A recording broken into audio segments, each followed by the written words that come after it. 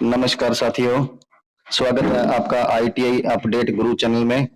मैं रवि बुद्रा आज लेकर आया हूं एम्प्लॉयबिलिटी स्किल का फर्स्ट ईयर का पेपर, जो अभी कुछ दिन पहले करवाया गया था।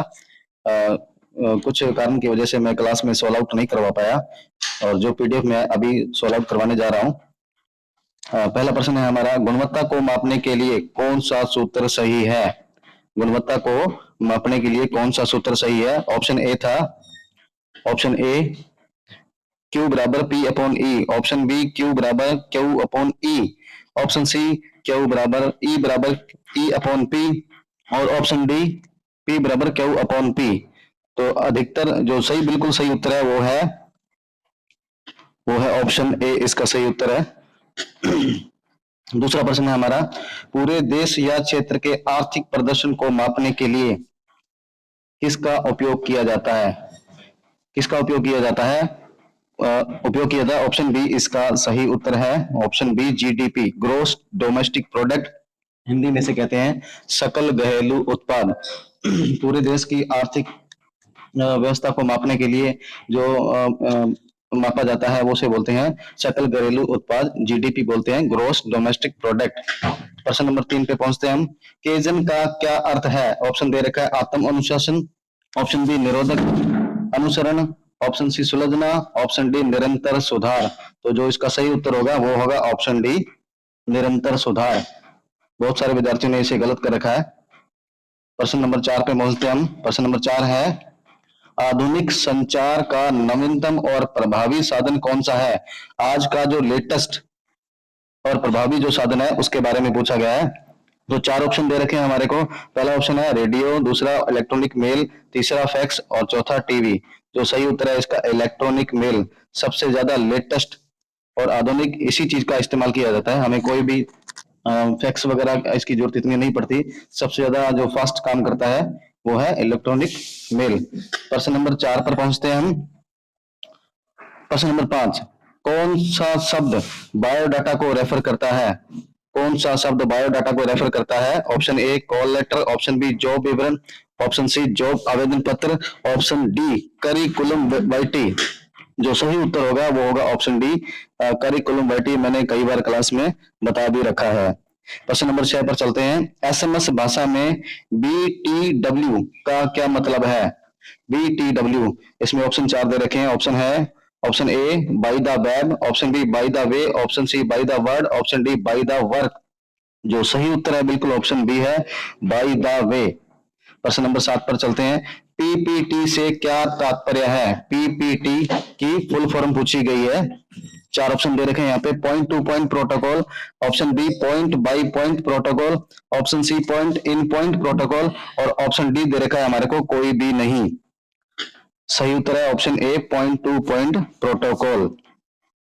अगले प्रश्न पे चलते हैं। प्रश्न नंबर 8, लैन कनेक्शन की न्यूनतम तथा अधिकतम दूरी पूछी गई है।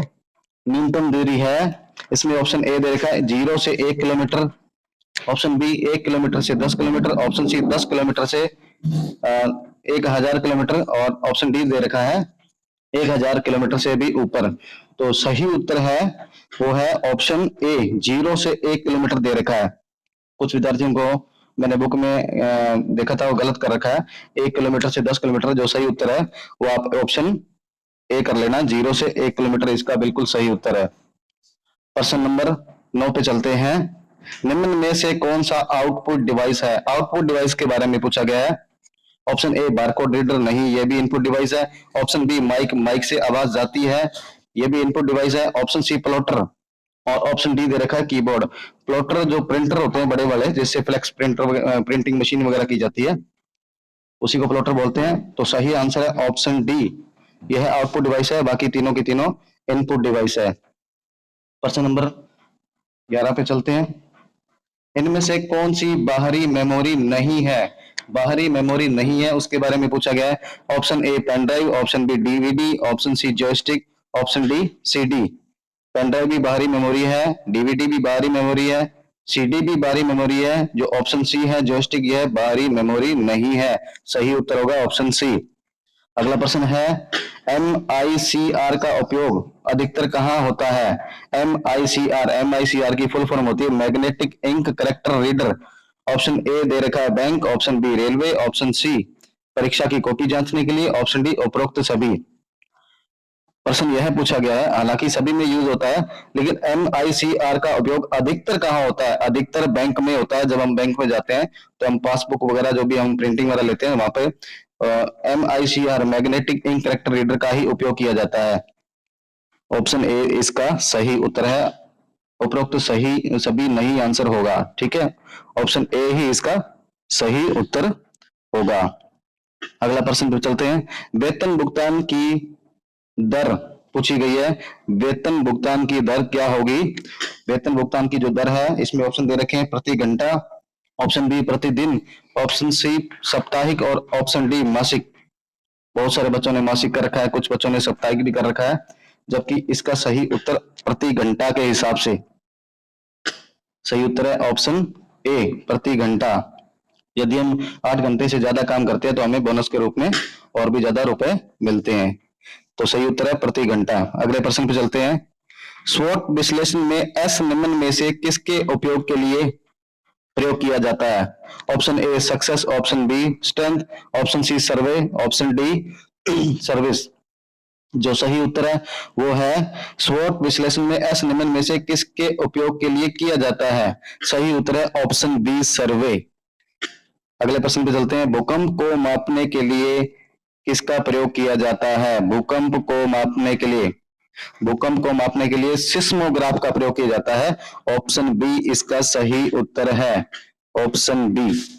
अगले प्रश्न पे चलते हैं। निम्न में से कौन सा एक गैर नवीनीकरणीय ऊर्जा स्रोत है? गैर नवीनीकरणीय है, तो इसमें 4 ऑप्शन दे रखे हैं। ऑप्शन ए देखा सोलर, ऑप्शन बी कोयला, option C methane, option D hydro electric. सही उत्तर है इसका कोयला। बहुत सारे बच्चों ने हाइड्रो इलेक्ट्रिक कर रखा है और कुछ बच्चों ने मीथेन कर रखा है, जबकि सही उत्तर क्या होना चाहिए? कोयला। अगले प्रश्न पे चलते हैं। निम्न में से कौन सा एक 3R का एक हिस्सा नहीं है? हिस्सा नहीं है पूछा है। रिड्यूस है वो भी इसका हिस्सा है, ऑप्शन बी रिसाइकल वो भी इसका है, रीजनरेट ये इसका हिस्सा नहीं है, ऑप्शन डी रीयूज दे रखा ये भी इसका है। तो जो ही सही जो उत्तर है वो है ऑप्शन डी, इसका सही आंसर है रीजनरेट। बाकी तीनों 3R के हिस्सा हैं और रीजनरेट उसका हिस्सा नहीं है। अगले प्रश्न पे चलते हैं। उद्योगों में हाथ की सुरक्षा किस से की जाती है? ऑप्शन दे रखे हैं हेलमेट, हेलमेट तो हाथों की सुरक्षा नहीं करता, ऑप्शन बी गोगल्स, गोगल्स भी नहीं करता, ऑप्शन सी ग्लव्स और ऑप्शन डी मास्क। सही उत्तर है ग्लव्स। कुछ बच्चों ने मास्क कर रखा है, मास्क हाथों के नहीं, मास्क नाक की सुरक्षा करता है, हेलमेट सिर की सुरक्षा करता है और गोगल्स आंखों की सुरक्षा करता है। तो सही उत्तर यहाँ पे प्रश्न क्या पूछा गया था? उद्योगों में हाथ की सुरक्षा किससे की जाती है? ग्लव्स से की जाती है। अगले प्रश्न पे चलते हैं। निम्नलिखित में से किस में जल की अधिक मात्रा होती है? बहुत सारे बच्चों ने गलत आंसर दिया इसका। ऑप्शन ए है झरना, ऑप्शन बी नदी, ऑप्शन सी भूजल भूतल जल और ऑप्शन डी सतह जल। इसमें पूछा गया सबसे अधिक मात्रा कहाँ होती है? जो चाहे वो पानी खारा हो, चाहे मीठा हो, चाहे समुद्र का हो, चाहे नदियों का हो, अधिक मात्रा होगी वो सतह जल पर होगी। सही उत्तर होगा ऑप्शन डी भूतल।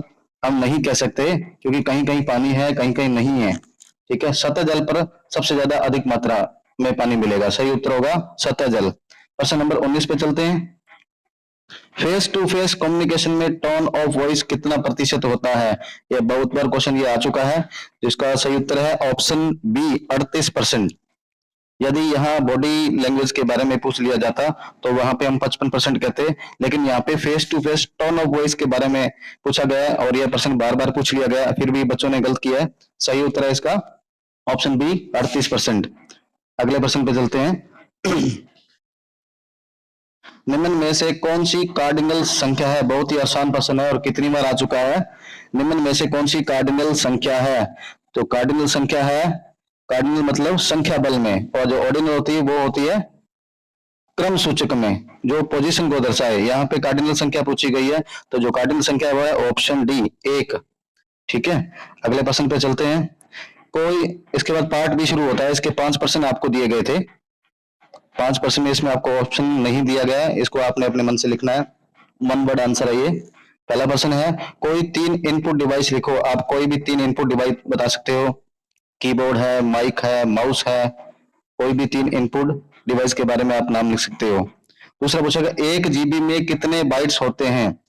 1 जीबी में आप 1024 की क्यूब भी लिख सकते हो, या फिर आप 1024 को ऐसे करके 3 बार भी लिख सकते हो, 1024 इंटू 1024 इंटू 1024, तो भी ये सही आंसर होगा।